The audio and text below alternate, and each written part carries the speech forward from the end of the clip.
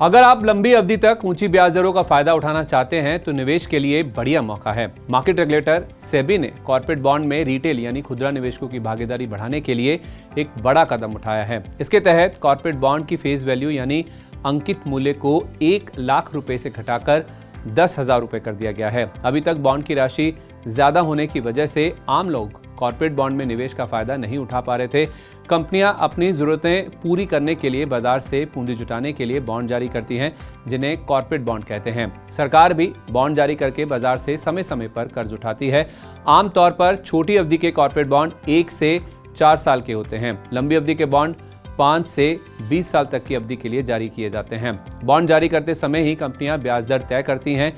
इस तरह बॉन्ड की पूरी अवधि में निवेशक को तय ब्याज मिलता रहता है। सेबी ने अपनी नई गाइडलाइंस में कहा है कि कंपनियां अब 10,000 रुपए की फेस वैल्यू पर बॉन्ड और नॉन कन्वर्टेबल डिबेंचर्स यानी एनसीडीज जारी कर सकेंगी। हालांकि इस सुविधा के लिए कुछ शर्तों का पालन करना होगा। इसके तहत कंपनी को कम से कम एक मर्चेंट बैंकर नियुक्त करना होगा। सेबी ने बॉन्ड का टिकट साइज पहली बार नहीं घटाया है। रेगुलेटर ने अक्टूबर 2022 में कॉर्पोरेट बॉन्ड की फेस वैल्यू 10 लाख रुपए से घटाकर 1 लाख रुपए की थी।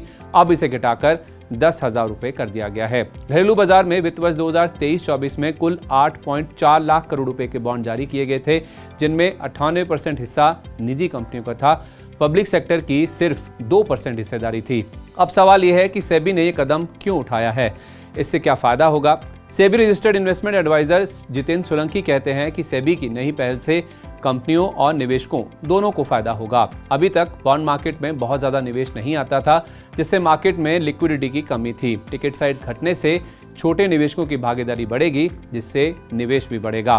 कॉर्पोरेट बॉन्ड्स आमतौर पर लंबी अवधि के होते हैं, जिन पर ब्याज दर पहले से तय होती है। ये रिटर्न ब्याज दरों से प्रभावित होता है। ऊंची ब्याज दरों के दौरान नए कॉर्पोरेट बॉन्ड्स पर भी ज्यादा ब्याज मिलेगा। ये निवेश डेट कैटेगरी का होता है, जिससे बैंक एफडी की तुलना में बेहतर रिटर्न मिल जाता है। जो निवेशक लंबी अवधि में ऊंची ब्याज दर के साथ फिक्स्ड इनकम पाना चाहते हैं, उनके लिए अभी कॉर्पोरेट बॉन्ड में निवेश का बढ़िया मौका है। आप अपने निवेश पोर्टफोलियो के डेट इंस्ट्रूमेंट में 20 से 25% हिस्सा कॉर्पोरेट बॉन्ड का शामिल कर सकते हैं। मार्केट में कॉर्पोरेट बॉन्ड खरीदने और बेचने के कई तरीके हैं। पहला तरीका यह है कि जब कोई कंपनी बॉन्ड जारी करती है तो उससे ये बॉन्ड सीधे खरीद सकते हैं। इसके अलावा रजिस्टर्ड स्टॉक ब्रोकर से ये बॉन्ड खरीदे जा सकते हैं।